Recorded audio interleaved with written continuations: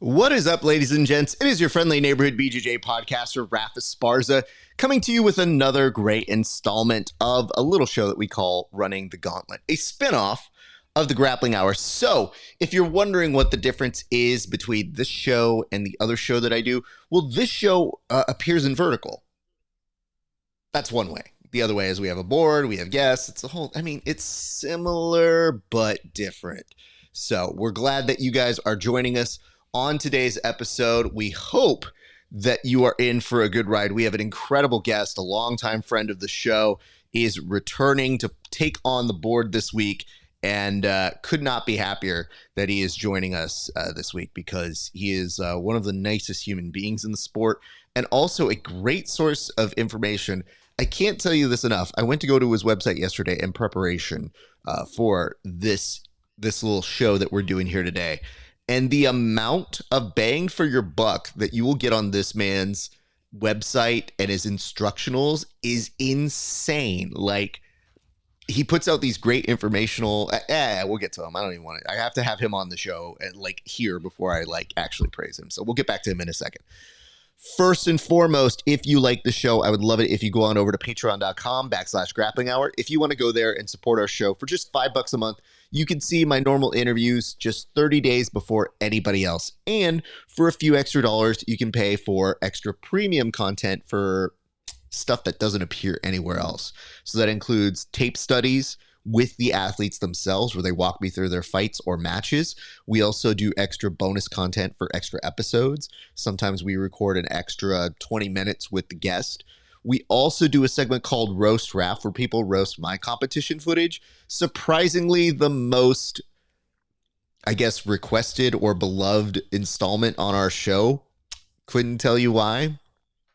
You guys really like seeing me just get made fun of. And granted, some other people do a variation where they're like, fix my game. I was like, clearly do not fix my game. It'll take too long.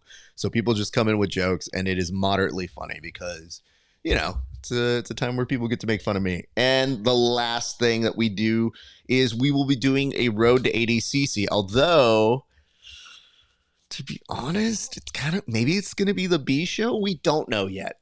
So we may be doing a road to whatever you do in August. I don't hate that name as much as I thought I would, because it was supposed to be like a road to ADCC, but now it's like a road to whatever you're doing in August. Road to Vegas. It's the same people. A couple last things. If you want to support the merch, grab a shirt like this. You can go on over to rapasparza.com/merch, and you can get yourself a t-shirt or a hoodie or both. It's always very appreciated here if you support the show. And be sure to like, comment, and subscribe. If you don't know what you want to comment on by the end of this video, I will give you a prompt. Last but not least, go check us out on our Discord. All right. All the formalities are out of the way. Our guest, incredibly nice, always one of the just best sources of knowledge and information on the sport, and a sane human being. I cannot tell you what a premium that is in our sport. You would think it is not, but it is. And I have nothing but respect and admiration for the work that this man does. Every time I see him do a video essay, I think to myself, one, that takes a lot of time. Two, it's so fun, and just an incredible educator and personality in our sport, who just killed it at the New Jersey Open this week. Ladies and gentlemen, please welcome back to the show, one, Alec Baulding. Alec, how are you doing, sir? I'm doing great. Thanks for having me back on. It has been too long. We were saying off air. It has been a minute, and I feel very responsible for that. You have appeared on both the Grappling Hour when you got qualified for ADCC, and then you very kindly came on Verbal Tap and did an installment of Over Under Kevin. And what I did find in that conversation when I went back is you did tell me at the time, you're like, hey man, I don't really watch UFC. And I was like, honestly, you might still beat Kevin. Like, legitimately, I hope you understand. It's not like we have a premium better with total knowledge here. Like, you've got an equal footing here. Yeah, I remember I was like, who's on the card? But we got through it somehow. We did get through it. And what I did love about it was you were such a good sport. And I have this thing in my head where I imagine how people will be when they appear on the show, because on that variation of what we did, it's a little bit more trash talky, and you didn't strike me as somebody who did, but you played just fine. And I was like, oh, did I? you did. You played just fine. Now, granted, you did end up losing to Kevin, and you did have to come up with a jiu-jitsu move that you called a verbal tap move. And to me, that was a high premium because it put us on your website. Like, it put us on your radar where I was like, yo, it's kind of an honor, honestly. So we ended up benefiting from that one. So, yeah, I did have to do a video. I remember. I'll post it again. You did, and I just remembered thinking like, one, I hope I'm not ruining this man's career. Like, I hope I'm not ruining like his. You have such authenticity and legitimacy that I was like, when you slug around with us too much, we don't want to bring it down here, bud. So you were such a good sport about it. I'll repost it later. Thank you. I appreciate that. So what's been new, man? What have you been up to? Just competing, like you mentioned. Just did the New Jersey Open, the first New Jersey IBJJF tournament. So really great turnout. A lot of kids and people out there. So I was really impressed. So when you look at tournaments, because you're somebody who's pretty good, and with being pretty good comes, I'm not doing this tournament, or yeah, I'll do this one. So like, how are you judging that? Is it to be in the space of you have to get points on the board for IBJJF? Is it you're like, you know what? I hate reaping. I might as well go to IBJJF. Like, how do you select which tournaments you are or are not going to do at any given time? So this was actually my first tournament in almost a year or two. So I just wanted to get back in the swing of things, and I had a lot of friends that were doing this tournament. So I just wanted it to kind of go back to the old school roots and do like a camp and get everybody together and then bring a team out there. So we actually all did pretty well. So just wanted to hang out with my friends and compete. You know, I've competed by myself so many times over the last couple of years. So it felt good. How did the rest of the team do? We had some mishaps. We had one of our kids Xavier. He wrestles D3. He injured his shoulder. Mm-hmm. But my friends Evan and Yuri and Vivek and Jared and Nelson, some other people all did pretty well too. So I was happy. You know, we can always improve, but you know, you just got to go out there sometimes and just fight. That's the biggest lesson I learned. Can I tell you this? The amount of anxiety that I have right now is that I signed up for, I want to say NABJJF, and I don't think they have anybody in my weight division. And so now I'm just literally sitting here being like, am I cutting a couple of pounds? Like, it's not like 15. It's not anything that crazy. I'm literally just trying to say, am I eating certain things this week? Like, are you combining me with somebody in a different division? Just please email me and let me know. So whereas you're like, yeah, I'm going to get out there. It'll be great. There's going to be people in my division. I'm sitting here being like, what am I doing Sunday? And when do I know? Because I can tell you when I don't eat, I'm a little grumpy. So, you know, I want to make sure that I do this well enough, but I also don't want to be running last minute on Sunday outside being like, oh yeah. Oh God, that happened. That happened to one of our guys. So everybody else started dieting like a month ago, but he, I guess, I don't know, was counting his macros, and that didn't work. I'm a big fan of, I don't really cut weight as much as I just try to make sure the training and the food is dialed in. Like, I know myself well enough, but to me, if I'm cutting like 4 pounds, I consider that a weight cut. Like, to me, I'm like, listen, for old people, if I'm cutting 4 pounds, that means that's a weight cut. Whereas other people are like, how many pounds are you cutting? I'm like, 3. I mean, you can lose it in water weight, but it's just never fun. No, nobody. But that's the dumbest part of this whole thing is I also know people who do compete against me, and I'm sure you feel this too. Body shapes be different, yo.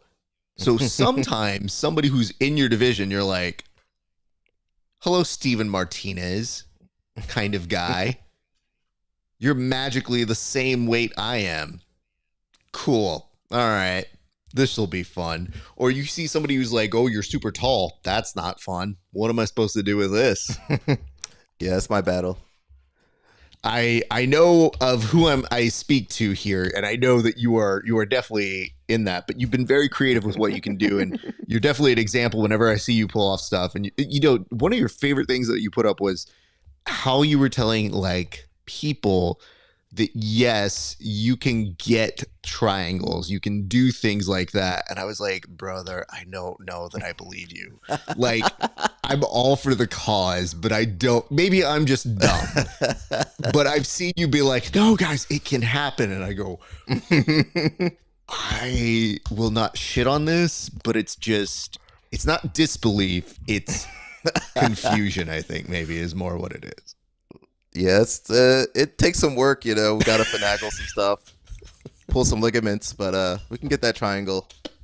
I'm glad that you said you had to finagle some stuff. Like, you're like, hey, man, no. You got to barter with this person and be like, please break your own posture. That will really help me here.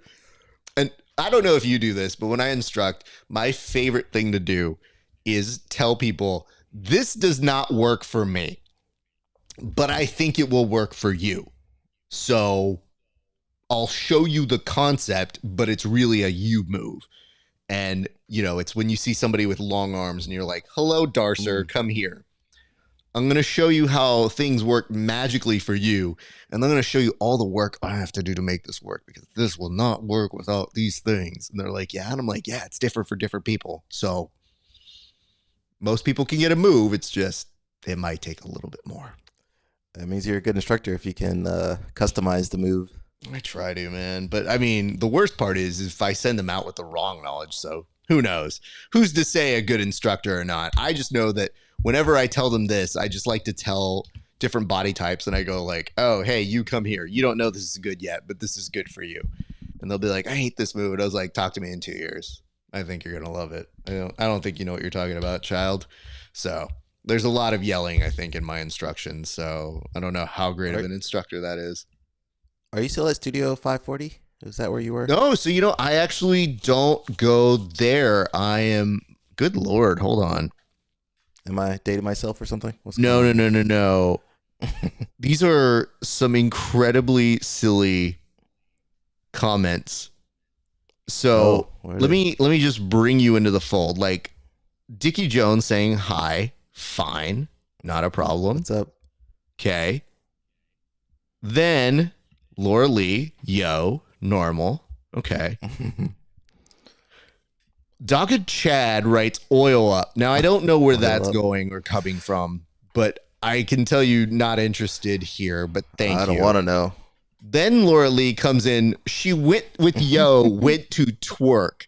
Now, I don't have a super fan chat yet, but when I do, there better be some good money being put in. And then he says oil up and jump. So I don't get where some of these people have appeared to, but it does tell me that maybe because it's Craig Jones. I think the hashtag Craig Jones is probably in there. So I think that's where it's going. The last one is this, and it's the one perhaps most offensive. Let's go Conor McGregor versus Chandler. So we can already see that. You know, I actually train. I'm in Los Angeles, not San Diego. So the places I train at, there's one more kind of MMA gym was where I teach at. A good friend of mine named Mike Frosto has a no-gi gym in Sherman Oaks. And I both teach a little bit there, but mostly am as a student there. So that is where I call home. I remember one of the gyms, it was like, I don't know, more open or something. I forget what it was. Yeah. So way back in the day, I used to have this gym that was like open, you know, basically open access. You could go anytime you wanted to. And it was great for somebody like me who has a lot of friends, such as yourself, who are, you know, talent folks who sometimes, given their notoriety, don't always want to hang out with a ton of people. Like, if they're rolling, they don't want to be challenged. They just want to go to get some good training. They don't want somebody being like, you know what? How good are you? Let's find out today. So it's my little way of being like, yo, come here. I'll bring a couple people. If it's just me and you, we'll do some marathon rounds. But if they roll with me, it's like, hey man, I'm not out to kill you. I need to stay less fat is really the MO behind what I do. And I like the science of it. So yeah, I had that place for a minute. It was about a good year and change. Okay. The nice part about the place where I teach at now is there's more people doing privates in and out, but by and large during the day, if I want to get rounds in with a certain person or they're in town, I just bring them to the gym I teach at now. So randomly, sometimes my friends will be like, is that? Mm-hmm. Mm-hmm. Mm. But like, can I? Mm-mm. Mm-mm. I like turn my back and the next thing you know, I see them showing clips of like their last PKB or their kickboxing match. And I'm like, do not show them stuff like that. They are not here to see your highlights. And also, why do you have your highlights called up on your video? Like, is it in your favorite in your photo bank? Because this is embarrassing for you, man.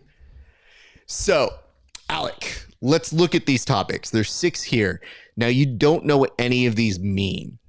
I'm sure you could make some guesses, but are there any of the topics at hand that give you slight pause or make you nervous?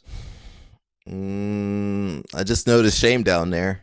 You know what? I noticed something. For whatever reason, hold up. For whatever reason, these do not match up. Oh, I see why. Okay, hold on. That's the right topic list. There we go. There's a different button. My apologies. So these are the real topics. It is rule, edit, better, rid, confuse, and quote. So those are the real topics. Is there any one of these 6 that gives you slight pause or makes you nervous? Nah, I'm ready for all of them. Oh, wow. Okay. You want the smoke. What's up, Kui? Kui Jitsu says hello. All right. So where are we going to start, sir? I will let you pick where we are going to begin this journey. Let's start with rid. Rid it is. I am about to post 4 different jiu-jitsu moves on this screen. Your task out of these 4, name the one move you would be forced to get rid of for the rest of your life. So your 4 moves are, and I think I put these in the wrong spot. So hold on. Give me a second here. I am noticing they are not in place. So hold on. There we go. Okay. So this is under quote. That is completely wrong, but you're going to see them pop up here right now in just a second. It is armbar, Kimura, rear naked choke, and triangle. So of those, which is the one that you are getting rid of, sir? We talked a little bit about this one, but I got to say sayonara to triangle down there. Wait, no, hold on. Okay. I have to tell you how mad I am about this. Hold on. My man is the person who's been telling us all for years that we can do it. We can, if you believe it, you can achieve it. And you literally just told me in your first response, get out of here, triangle. Good sir, go. How dare you? Hold on, I'm putting me back on this now. I need you to convince me as to why we are going to get rid of triangle over everything else. Please convince me, sir.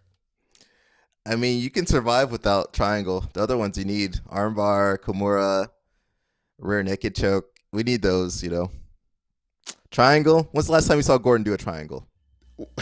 It depends. If he's putting it in a little envelope, he's definitely gunning for it. My favorite thing about that little magician trick that he does is the stuff he must be bypassing in order to get to the right answer, that he's like, I really want to get this other move.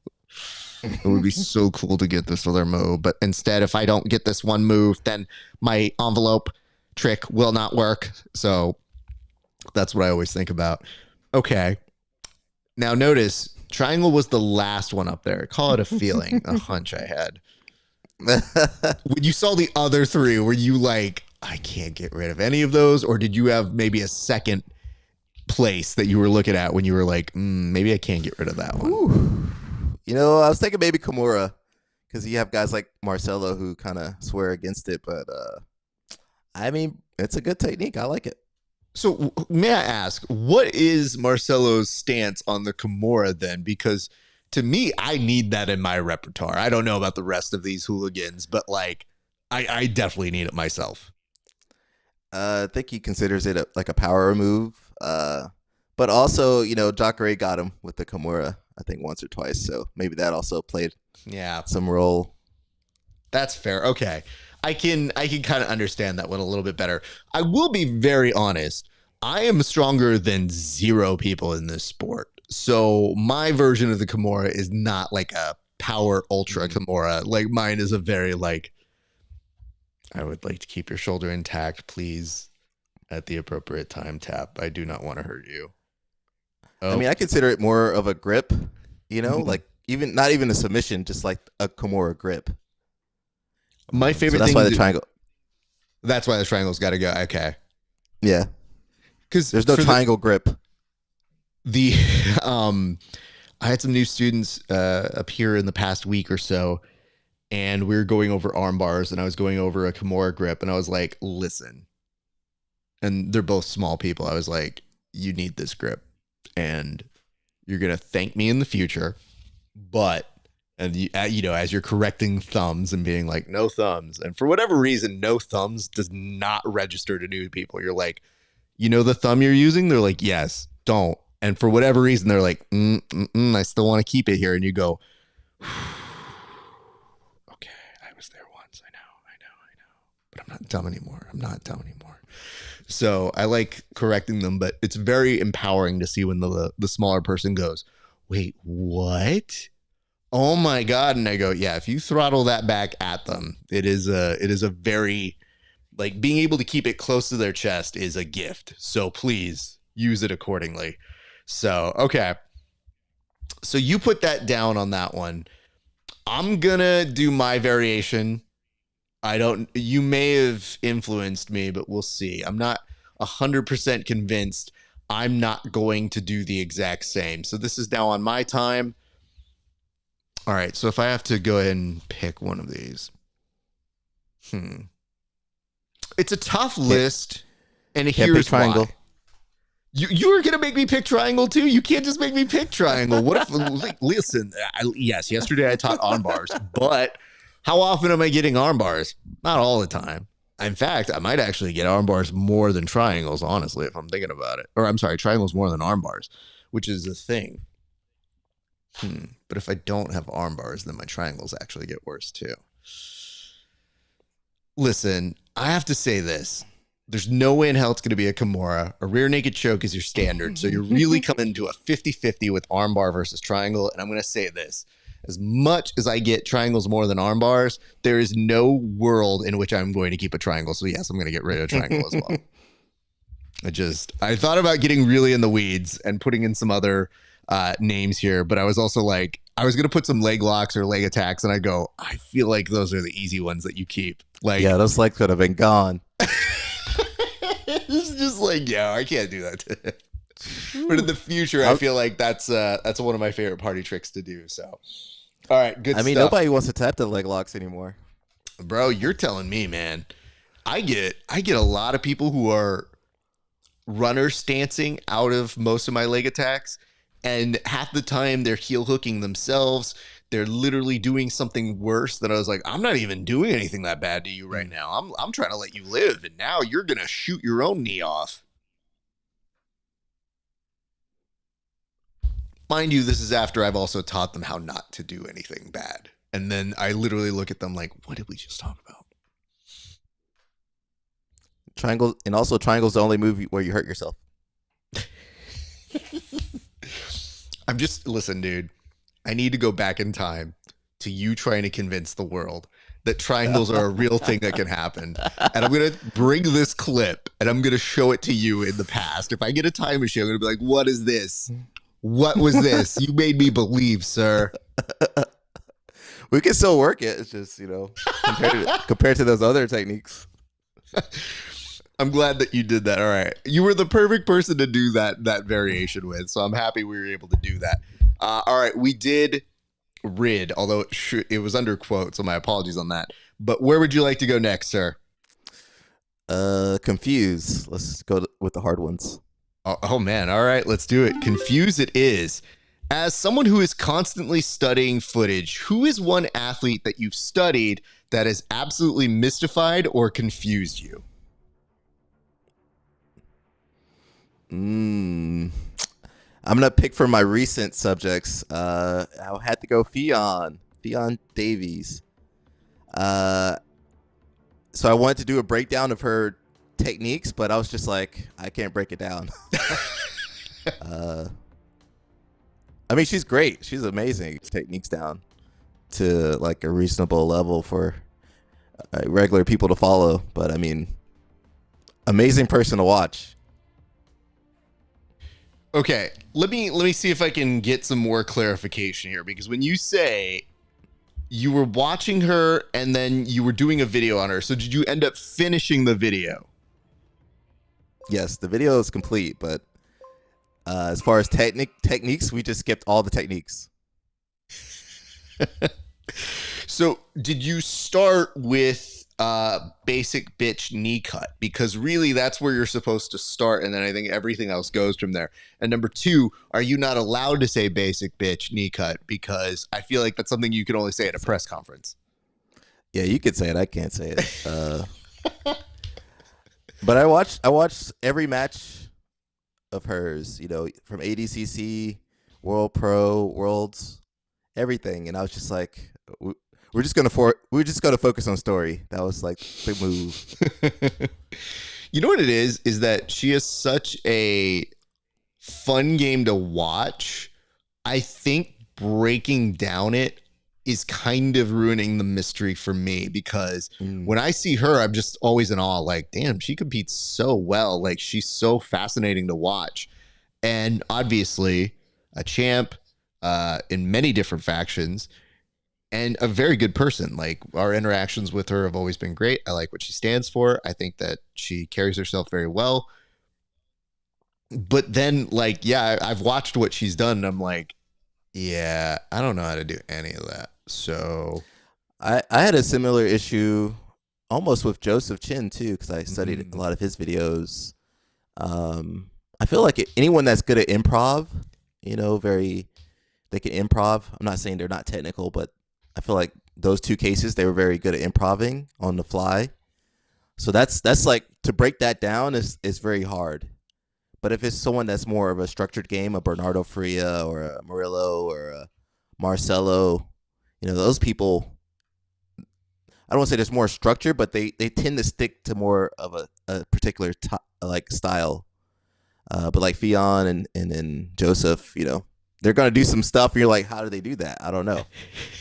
It's also that it's hard to break down scrambles as well. And when people are in disarray, there is a skill in doing a great scramble. But what ends up happening, I think, in their matches is they'll do something where a movement doesn't make sense for you, but that completely registers and works for them. And the hard part for what we do a lot of times is when we're explaining things. So like when I do tape studies with people and I'll watch their stuff, I immerse myself in it, or I familiarize myself if I'm doing commentary. And then there's just a moment where I go, what am I supposed to call that? Well, what's that? Yeah. What is that? And then you'll see it and you go, the whole purpose of jiu-jitsu is being able to explain something so that you can replicate it. I can't replicate that. So that's why I very much appreciate certain people's games, because I go, oh, that's really cool looking. Not for me, but will explain as best I can with words. So hopefully people feel the same way whenever they're watching these people. So, all right. You know, it's weird. I had an answer for this and I feel it's two in the same neighborhood. So I'm not going to do that one. I'm going to switch my answer now. So this is how you can tell sometimes when you do an episode with a guest, they don't dictate your answers to respond, but they do make you think like, no, don't do that one. So here is my version of who confuses me. I'm going to be fully honest. So he just went with Fionn, and she's amazing. She's incredible to watch. Big fan of what she does. I was actually going to say JT, but JT actually makes a lot of sense in terms of how he passes. It's just, to me, it's like the top tier of like, man, I'd love my passing to look like JT Torres is. Like, that would be a dream of mine. But I feel it's too much in the same family. And then he took Joseph Chen, which actually was like my second or third backup. So really, Alec is kind of a dick on this one. With 20 seconds left, I can tell you one of the most confusing people to watch in the current scene is probably just Pollardia, because I still don't understand how that man, I think he puts like a spell. I think he casts a spell on people, because for them to be that off guard and be like, oh, my leg's gone. Did we just start? Like, this match just started 20 seconds ago. Oh, yeah. Like, that to me is, I think, mystical. So I would look to see if Pollardia has some sort of witchcraft or voodoo in his possession, because it's a little too slick. And I guarantee you, if 70 to 80% of us try to do what he does, just easy slide-ins will not work for us. Perhaps it's just that he's flashing a smile at them and people are like, oh, look at that nice smile. Oh, my leg. Oh. So I would say that's the person I've got. He does tend to do really well with the trials. You just got to pull it together for the big show. I mean, not for nothing, dude. I've made the plug that taking a 4-time trials winner at Craig Jones Invitational, not a bad idea. So I'm pulling for him to make his money, but I think he might be staying with ADCC. While we were on the Fionn prompt, it was just announced today she has a major super fight coming up. So I need to get a response or a thought here. Who is taking that match between Mackenzie Dern and Fionn Davies? This was prime Mackenzie, because she was kind of like Fionn before Fionn, super aggressive, always going for submissions. I would consider her more submission oriented, because, Fionn is more positional fighter. She's going to get mount. She's going to take the back and then maybe get a sub.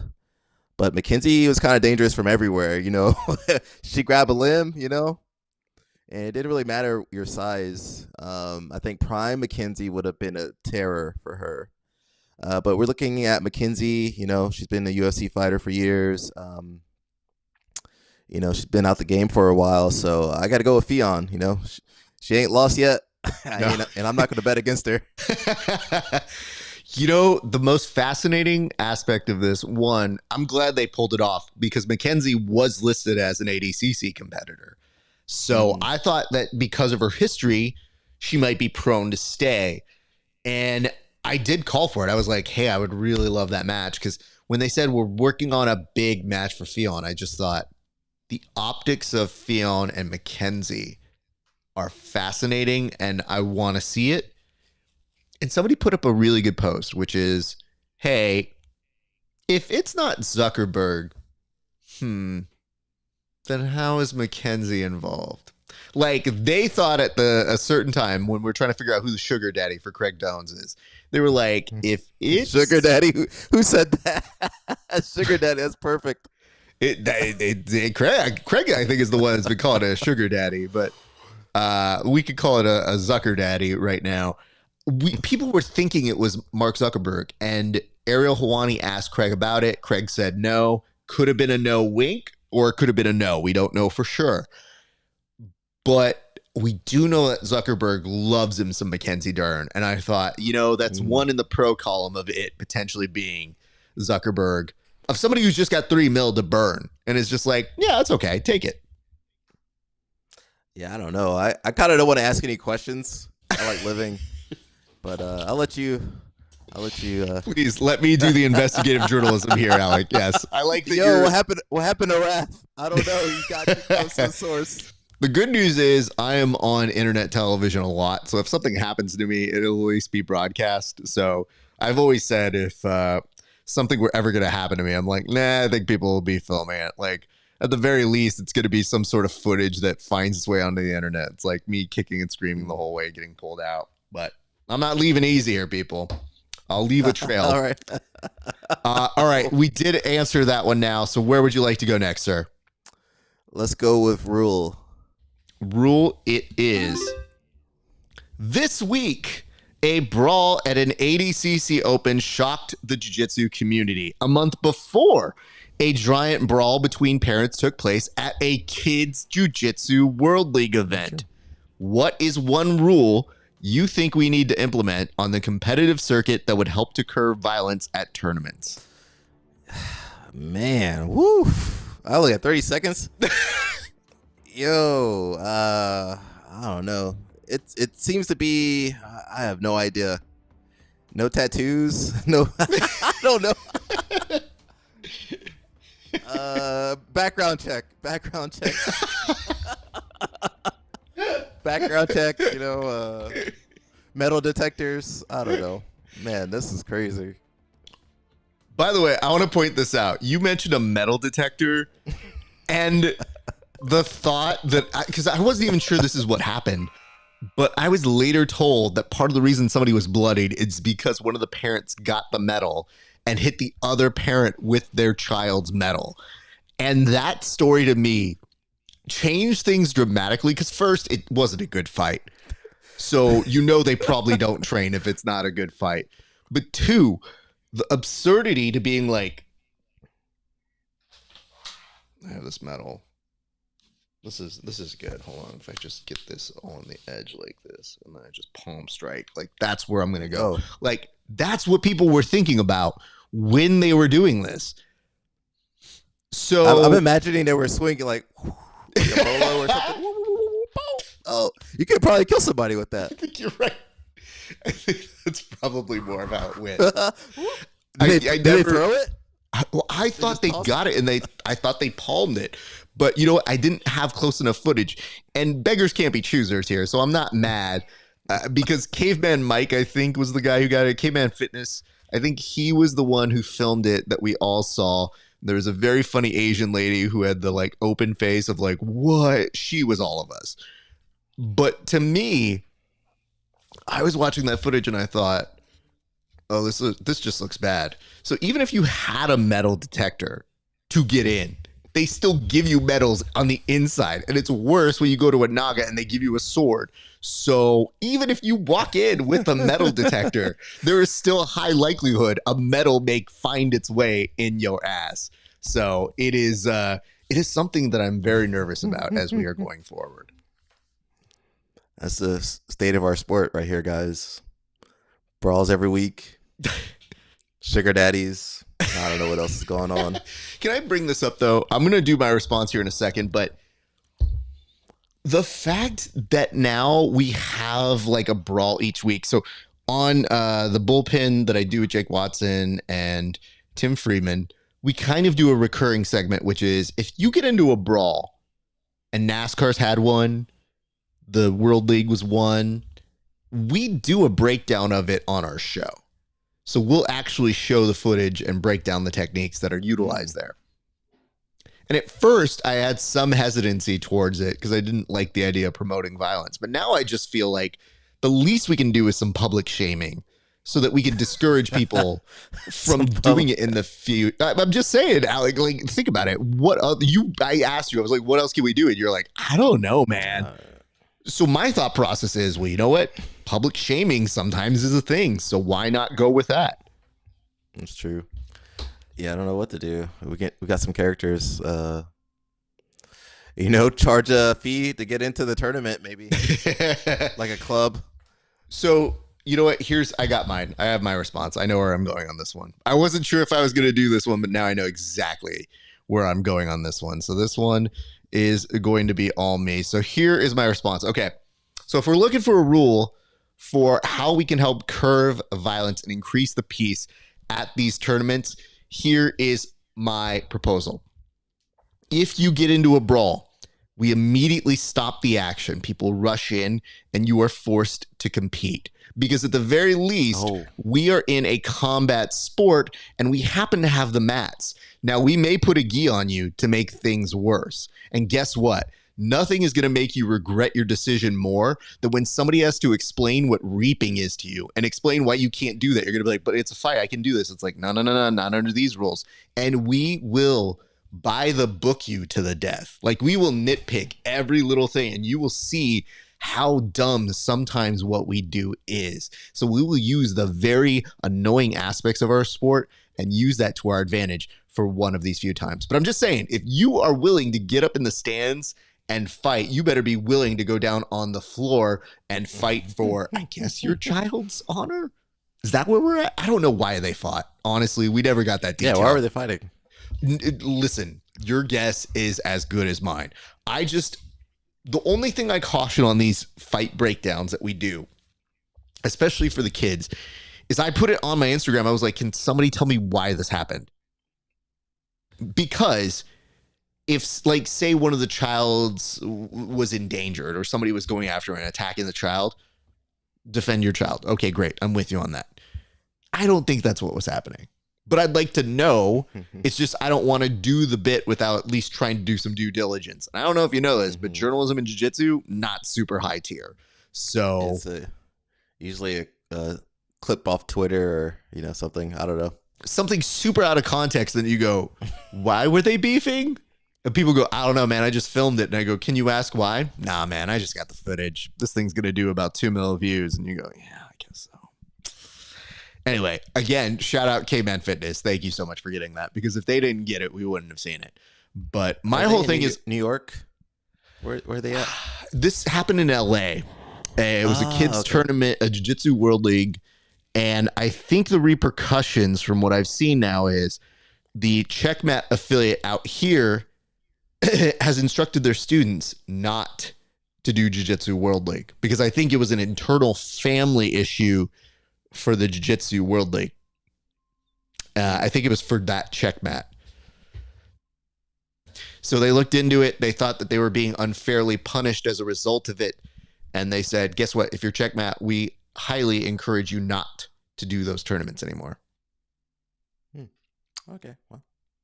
So that's why we're looking for ways to increase the Ps, because I know some friends who are in that, and I had two minds of it. The first, I think it's kind of sad that you wouldn't be able to do a tournament like that. That kind of bums me out. But then, two, maybe it's easier to get that gold medal. So maybe I don't mind them not being there for a minute. So just saying. But yeah, slight bummer there. All right, sir. Where are we going next? What of the three do you see here that you would like to go on to? Let's go better. Better it is. Sir, your prompt for better is as follows. As someone who has spent time in other countries, name one thing that foreign countries do better than we do here in the United States. Only one? Does that have to be jiu-jitsu related? It does not. Actually, I will pick jiu-jitsu related. One thing foreign countries do, they do national teams. So they'll, bring a team, they'll sponsor the team and send them out to big tournaments like, Worlds or Euros. It's not something, it would be pretty hard to do in America, I think. But, other countries will bring a team together, sponsor them, get them all the same gear, and promote them. So that's something that they do a lot better, having national team. That's a very solid answer. I guess my counter argument here, not even a counter argument, my counterpoint. You think we can really get our shit together, dude? Like, we barely coexist as a nation sometimes. That's true. And then you would think that national pride would get everybody on the same side. Not the case. We have people here who are very much in the realm. They oscillate between, if you don't like something, you get out of here. Okay. I just said maybe don't kill people innocently. All right, cool. Sounds fun. Or dose. You get some people who we don't have the money for, or we spend it in other sports, and people are like, yeah, I'm not giving you guys money. But then you look at some of those foreign countries and you're like, oh, they put together a very solid team. It almost feels like independently wealthy people are the ones who put together the super teams here. So, like, shout out, Rich. We love you. But, like, it's kind of far and few how those things get put together. Oh, that's true. It does kind of suck. There was a time you had like a few super teams. You had like the whole like ADCC Mo sponsored guys. I mean, you've had that a few places. I think that was probably the biggest one. Like, I don't know. I mean, I'll say this. I'm very much in favor of us getting our shit together and having a national team.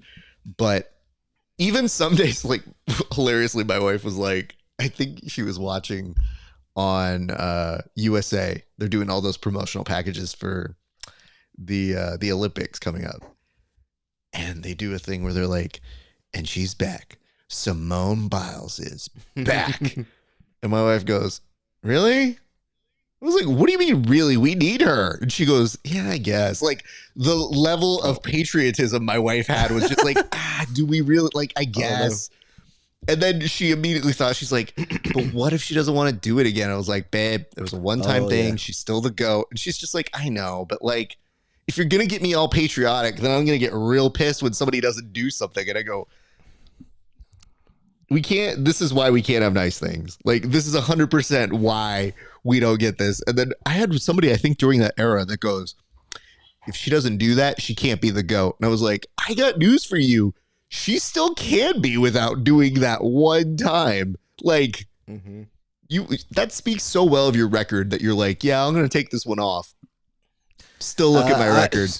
She's still the GOAT to me no matter what, Yo, she's the GOAT for a number of reasons, but like, I just love the fact that she could actually take one off and still be that good. Like, still be that top tier that other people are like, yeah, even trying, you still won't get there. And the fact that she wants to go out there and do it again, boss. Is there third Olympics, I believe? I think so, yeah. But see, I think that's part of the reason why my wife, her reaction is indicative of why we can't have nice things for jiu-jitsu. Like, you take that sort of accommodation, you're like, are we really going to bring in one of the Tackett brothers? I guess. Fine. Like, thinking of it like that way, like, you didn't even bring the right Tackett. Like, that sort of thing happens in the comment section every single day. So I would love for us to have something where we could get some national pride back. And so that question was all you, sir. So we're going to go to our next topic. Where would you like to go to next? Let's hit up quote. All right. I do have to slightly fix up quote because, as you may remember, quote was magically where the prompts go. So give me a second to clear this out. I will give you the time back here in a second, but we are getting rid of all of these.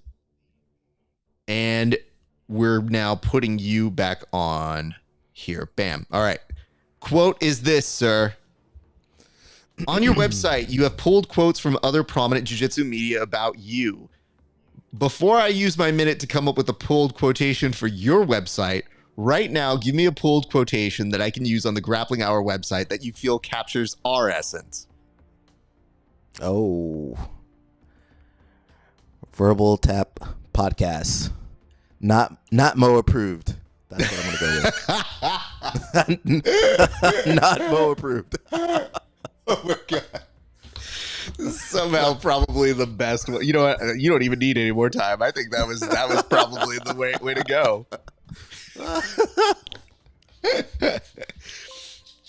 Oh man. I wasn't expecting that one. That one's really good. Because all that happened when I saw on your website is I saw you put 3 different people, and they're all notable things within our sport. And I just thought, I was like, I should pitch him on what I would like to say about him. And then I was like, well, how does that question work? I go, well, I know he has to go first. So we'll see what he can say on mine. And I'm thinking to myself, I'm like, this is an odd question, but we'll see how it works. No, it was a direct hit. That is probably the best pulled quotation. Like, if you were looking at my website and you saw not Mo approved, people would be like, what does that say about them? It's like, I mean, it's either good or bad depending on what you think of him. But it's not inaccurate. I won't be an ADCC, guys. I won't be. I'm not invited back. Hey, listen. If anything, I think that it'll endear you back in there. And you know what? Here's the one thing I want people to remember here. And this is why I feel there's a big difference between constructive criticism and outright being a dick. Follow me here. Constructive criticism about ADCC is, we're rooting for you. We want it to be better and perhaps more professional. And they'll say they're professional, but there are a lot of practices that are not professional. They are helping to make things more professional for the athletes, supporting staff, PR, the way they carry themselves. They might have created their own monster. That might be their fault. That's their own thing. But what I like to caution people here is this. So many times when you see people like Craig and Mo and you take a side and you're like, yeah, these are the guys. Always remember one fact. Rich people forgive each other a lot faster than people in the comment sections. So the people that you are writing for at any given time can reconciliate and reconcile and become better people again. Like, that is the one thing I like about this is, as much as Mo and Craig are beefing, if you take Mo at his word, it's like, oh, anything can happen. We could be friends. And in 2 years, they're besties, and we have a Super Bowl between both of those things. So it would not surprise me, and it's part of the reason why I think it's important to keep the criticism to being constructive rather than just being like, fuck these hoes. Look at Mo. He's a dick. It's like, listen, dude. Now he's a dick, but what happens if you love him again in 2 years? You never know. So that's why I'm never surprised when people become friends all of a sudden. But it's very, very telling when people in the comment section are like, you are the guys who are going to be friends again. So I just tell people, I'm like, I'm always open to business and I'm happy to have good relations with people. I just don't take well to being treated like an asshole.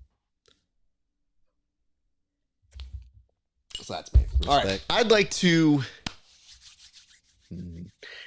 Now I get to do my version of getting on your website. So this is a huge thing. This is a big audition here. I don't know if you know this because. Should I add it as you say it?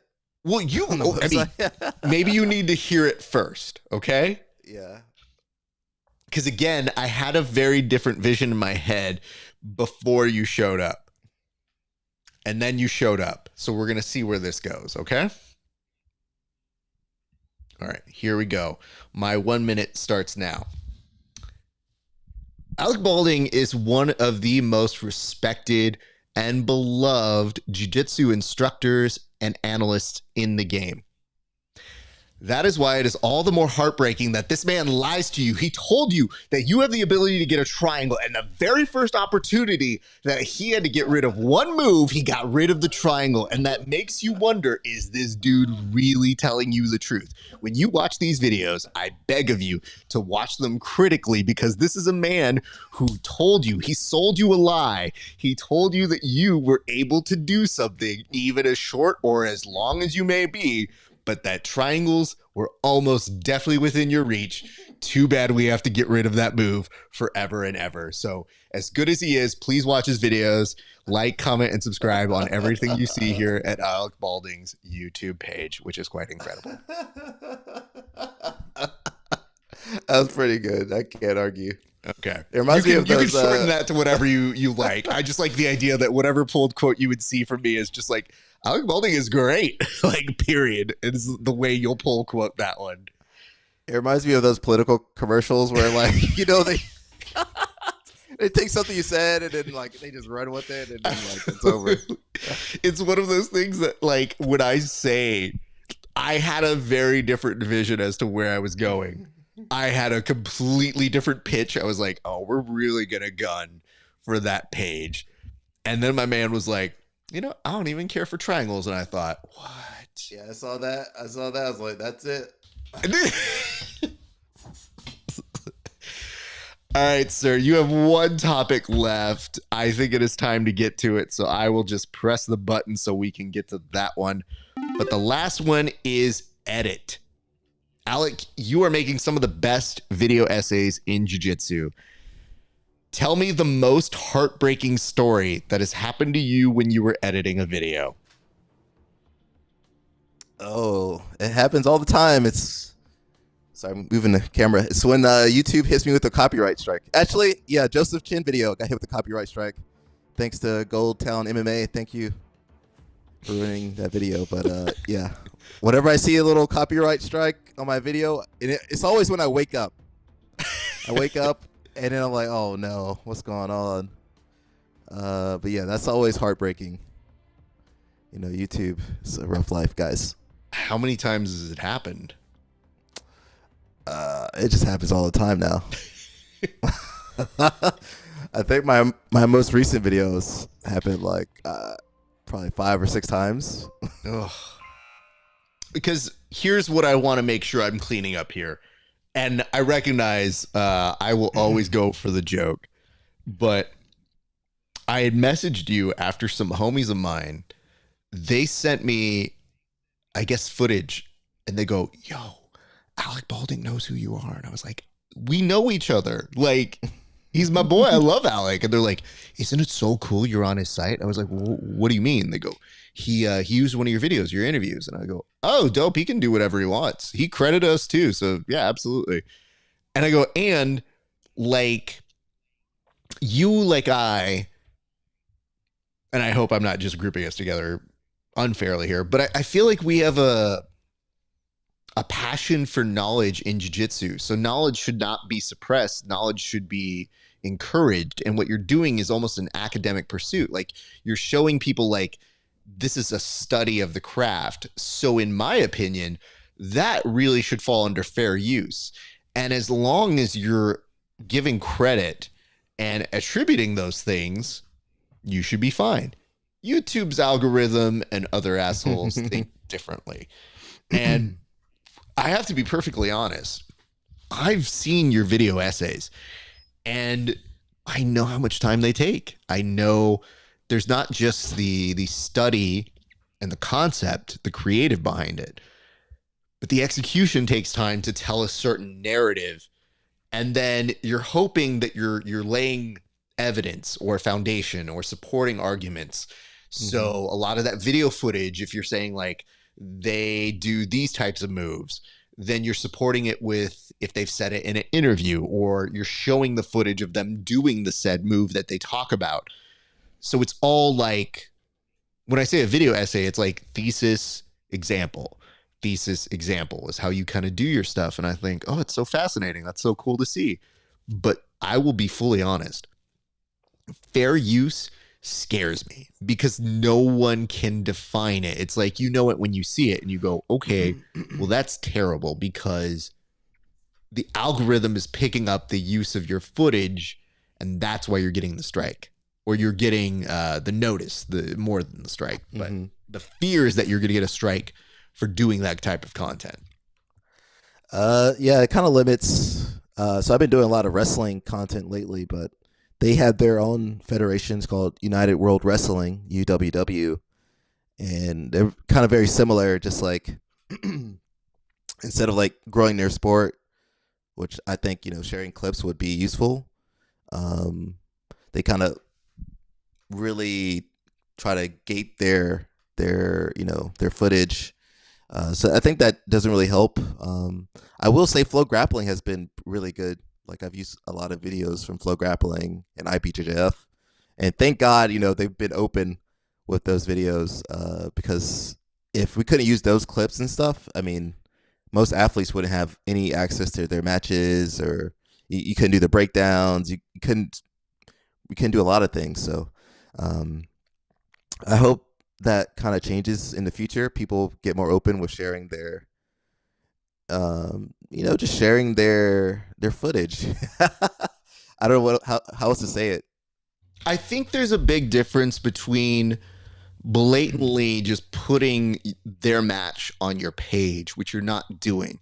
So from what I've read on fair use, it seems to be a lot of it is academic, but then there's not a definition of how long for seconds it takes. So like, some people think if you keep it under a certain length, that's it. And that's not necessarily the case. It depends on how you're utilizing it. Now, YouTube isn't quite a legal judge. It just goes, I know this footage. I've seen it. It belongs to this person. And then it just kind of matches them together. That's unfortunate because it misses nuance in favor of protecting the work. So I just get really angry because there's a lot of cool stuff I like doing with athletes where if I watch a match with them, you know, it's tricky on how we want to present that. But the argument there is always, well, that's the guy. He was in it.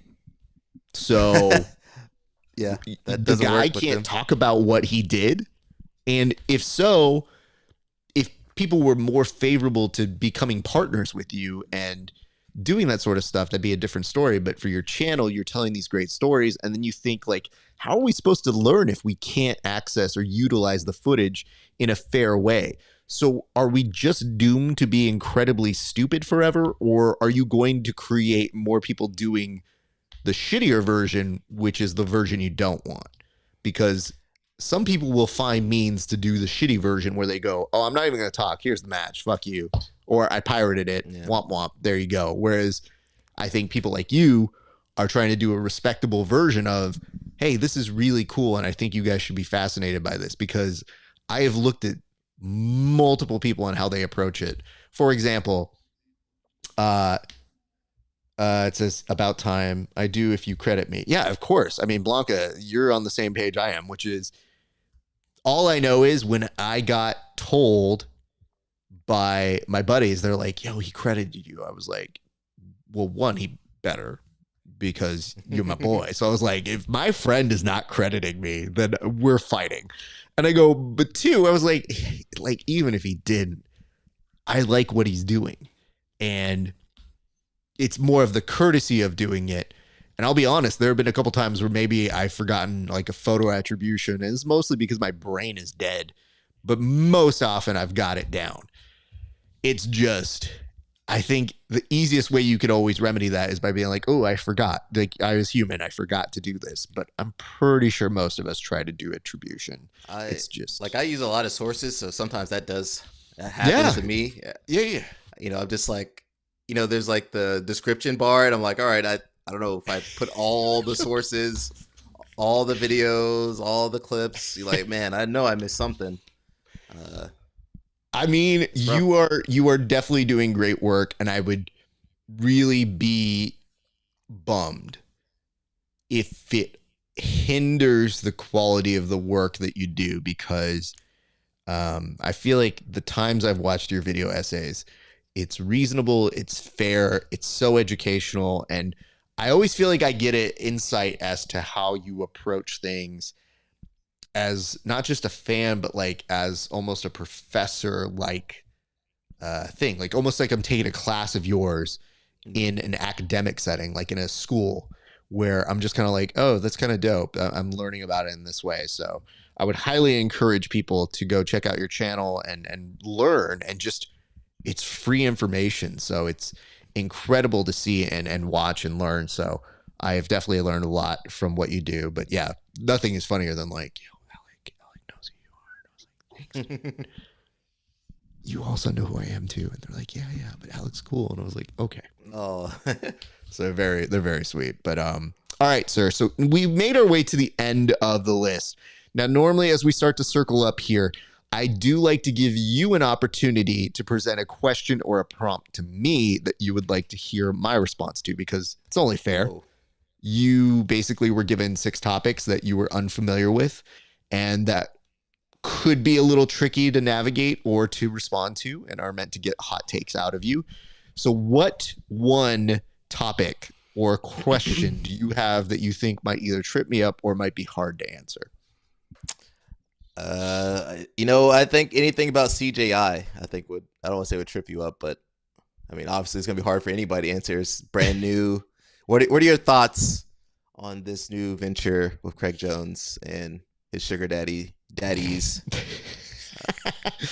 Sugar daddies is something nobody's thought about. On our previous show, we had one of our friends say they heard it was another chic, so it's a chic off. Essentially is what this is, which I don't know, man. I don't pretend like I know any of this. Fundamentally, I think it's good for the sport, and here's why. I think it is about time we had a disruption to the status quo that forces everybody to up their game. And it's not just the athletes themselves getting the opportunity to choose, but I think also audiences getting an opportunity to show like maybe we like this Craig Jones thing, maybe we don't. And I'll be honest, I'm intrigued to see what way people go. I want to see what the numbers come into. I want to see what it looks like. But I do feel like one of the things that has bugged me about ADCC is the hubris, the arrogance of we're the only thing in town. You have to appreciate what we do. And if you question us, you're a hater. And it's kind of one of those things where you go, dude, even the NFL is like, all right, say whatever you want to say about us. Like, we don't care. Like, you don't see Roger Goodell in the comment section getting dirty with people. It's just like, hey, man, the show's going to be good. Like, watch it or don't. And guess what? People watch the NFL in drones because it's an actual professional sport. So even if they have their qualms on like, oh, dude, the game's soft now, too many flags, it's still more popular than we'll ever be. So I think it's really important for people to have those choices. And from a TV product perspective, I think ADCC could be doing a better job. And I think I've heard that they've hired some people from ESPN. That's cool if that's the case. Wow. I think I've heard... how much did that cost? Well, I think they're now working for Flow is the intel that I've heard. So I think that they have like new people there. And I don't know if that is anything new from when maybe you're familiar with the people when you were competing for ADCC. I don't know. I don't know exactly all the details, but I can tell you from a what is it, an audience perspective, they are a great tournament, but not a great TV product. And I think my qualms have always been trying to push what the great TV product could be. So, Do you think Metamoris was better produced? Wow. I don't know. I mean, not on the back end side. I'm just saying production. Hold on. I'm with you. I'm just you sprang the one question I didn't have prepared in my head on that one.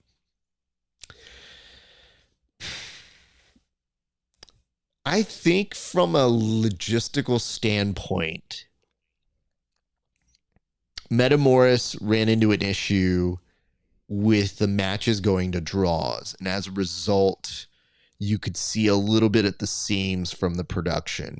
But by and large, Metamoris as a whole was very like entertaining. Like the spectacle of it was fun. And like we loved covering it. I loved being there in person. I thought it was incredibly unique.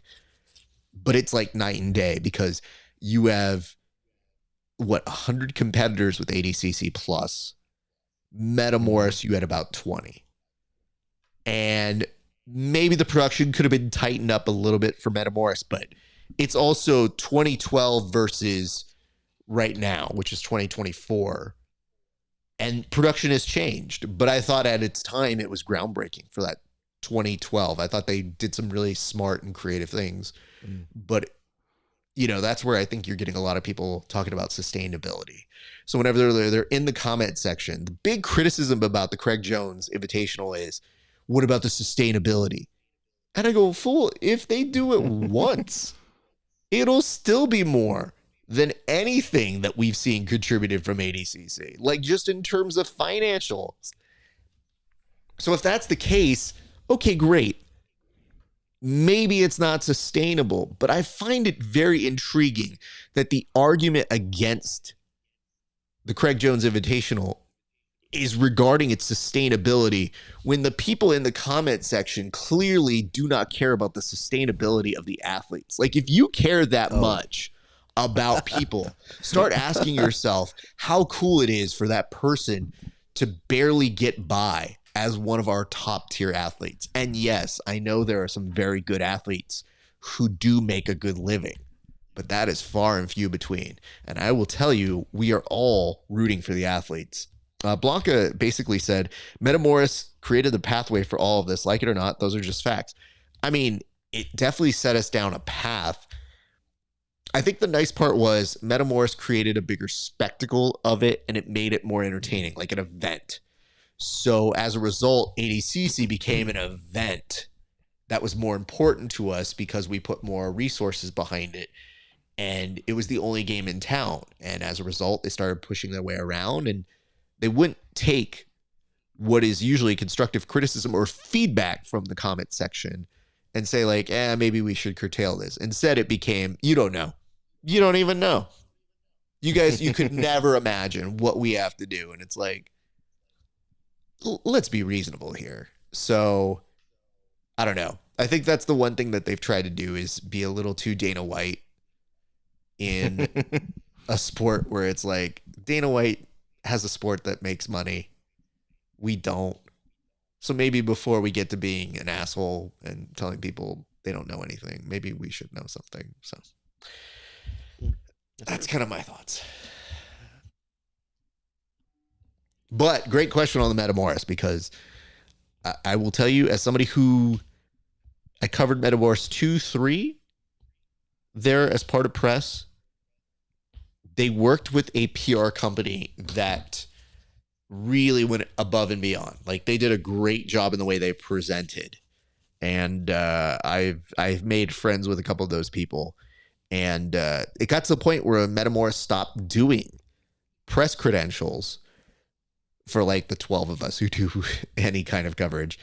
They sent me like, hey man, here's a code just because we like you. We want to like have you cover. We're really sad that we can't bring people here. I was like, at least they're trying. Okay, that's cool. Mm-hmm. I just always saw the benefit of being there live in person so I could do the interviews in person. And I was like, I'm still rooting for you. And then they go, we're not paying the athletes. And I go, this is hard to root for. Okay. Yo. And even at its core, it was just like, if you just pay the athletes, we're going to be cool. And lo and behold, out from a lake a week and a half ago was Hollick coming into the Craig Jones Invitational. And I go, you go away right now, sir. We have enough happening. This is already a crazy world. You go back to where. But didn't he do like a little trailer? It wasn't like he did like a very cinematic. It's just, I'll be honest, I love the concept. Him coming out of a lake and being like, oh, hey, we could potentially have the greatest ending all time right now. And I go, my man, this is not the time or place. Please 12 years removed. Yeah.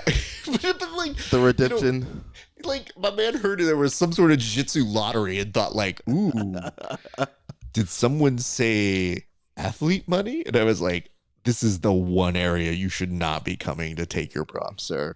So I don't know, man. It's wild to me, but I would say this.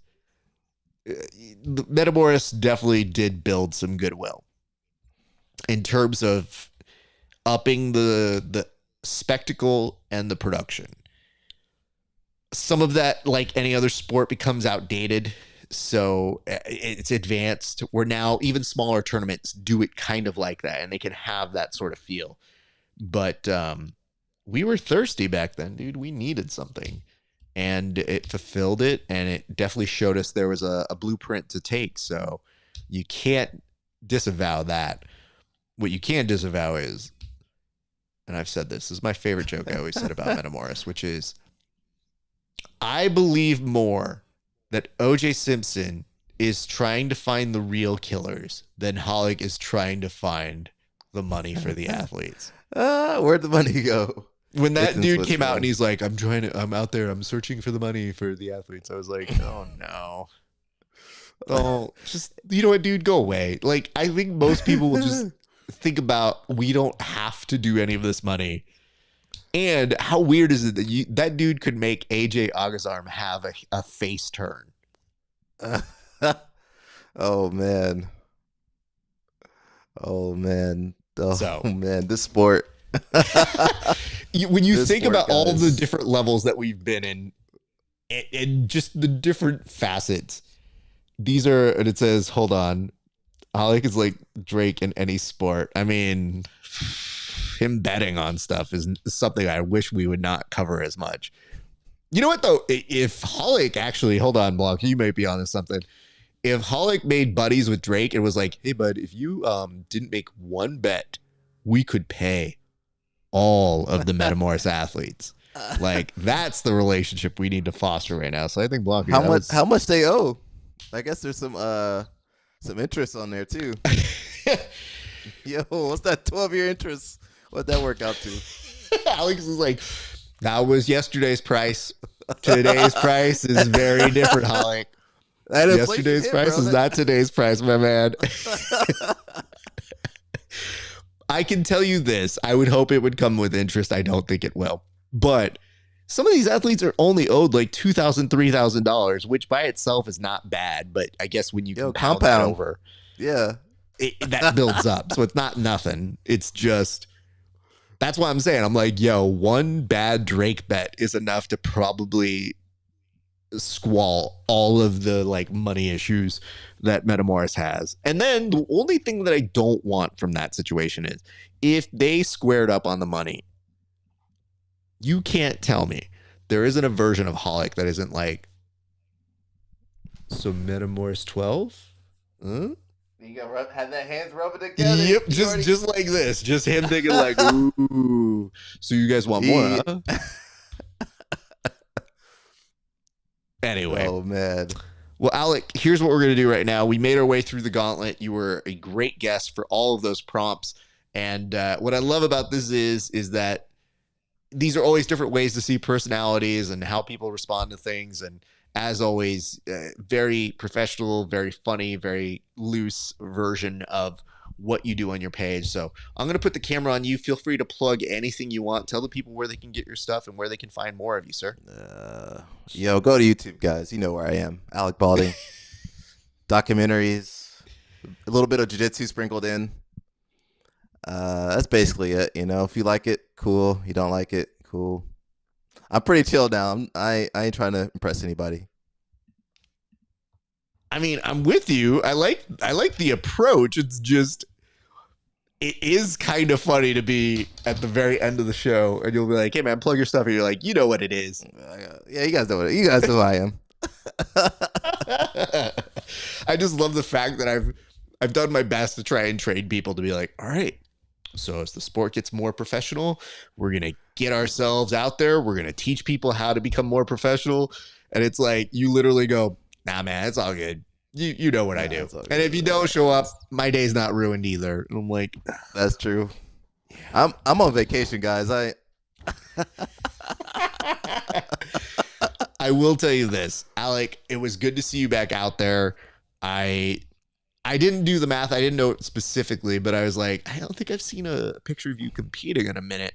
And, you know, we obviously met through your competition and through you competing and making your way to ADCC. And you were such a nice person and a great ally in our sport. So I've always appreciated your work. And I think we're going to make sure that the next time we chat, it's not as long of a break. But I definitely was happy to hear that you were up for coming on. But I wanted to give you your props, not just for your wonderful return back to competition, but for all the great work that you're doing, man. Thank you, Raph. All right, my man. I'm going to say bye to you off air, but I'm going to close this bitch up. I will see you in just a couple seconds, sir. My thanks to you. One, Alec Baulding, everybody. All right, you guys, that is going to do it for us here at Running the Gauntlet, a spinoff of the Grappling Hour where jiu-jitsu and pop culture intersect. Before we get on out of here, a couple quick reminders. First and foremost, like, comment, subscribe. If you don't know what you wanted to comment on in the comment section, your prompt for today is as follows. Tell us in the comment section what of those 4 moves you would get rid of. Now, I learned from our friend here, who is a liar, that he would get rid of one of the following that is surprising. He would get rid of the triangle choke, but would you get rid of that over the Kimura, the rear naked choke, or the armbar? Which one would have to go? So one of these got to go is the, I think that's what we're going to put the next time is go. I think that's a good prompt. That'll be a tricky one. One of these has got to go. So you can put that in the comment section. So do that. We always appreciate if you guys comment and subscribe. That means a lot to us. You can also find us on Apple Podcasts and on Spotify. New audio versions of all of our interviews are going up. So be on the lookout for those things. They're going up by the day here for some stuff that we kind of owe you guys. We owe audio versions for some of these shows because we've been producing so many. I know what real problems we have in this world. Last couple of reminders. You can go to patreon.com/grappling hour, see our interviews 30 days before anybody else. And for a few extra dollars, some extra bonus content that is produced only for your eyes. And finally, join us on our Discord. And also get the merch. RafaSparza.com/merch. By the way, before I sign off here, Alec, I saw that you had a shirt or a hoodie, and this was almost a prompt. Oh, this is almost a prompt, but I didn't want to. It was kind of a joke, guys. It was a joke, though. Yeah, I know. But when I saw that acai hoodie, there was a part of me that was like, so is it infused with acai? And that if I wear it, I somehow am acai powered up? Or yes, interesting. I just also note that it's purple too, guys. Just remember, it's purple. I'm gonna be honest. There's a part of me that's always liking to support my people, but I looked at that purple and I was like, I do not think purple looks good on me. It can only be that color, though. What color could it be? When I saw that on your store, though, I died. I was like, yo, I can't put this man on blast for this, but I definitely. Some people have bought that. Yo, dude, I'm not gonna hate on that, dude. We all sell merch here, so I'm like, yo, enjoy it, people. All right, guys. Well, like I said, that's going to do it for us here at Running the Gauntlet. Just to let you know, we return tomorrow with another installment of the Bullpen. That'll be approximately 2:30-ish here on the Grappling Hour. So come back for that, and we've got new episodes coming up all week. This week on Thursday, our interview with Rick Salata is going up, and that will premiere at, I think, 10 a.m. or 9:30 a.m. So one of those two times. All right, ladies and gents, that's going to do it for us. It's been a great day for grappling.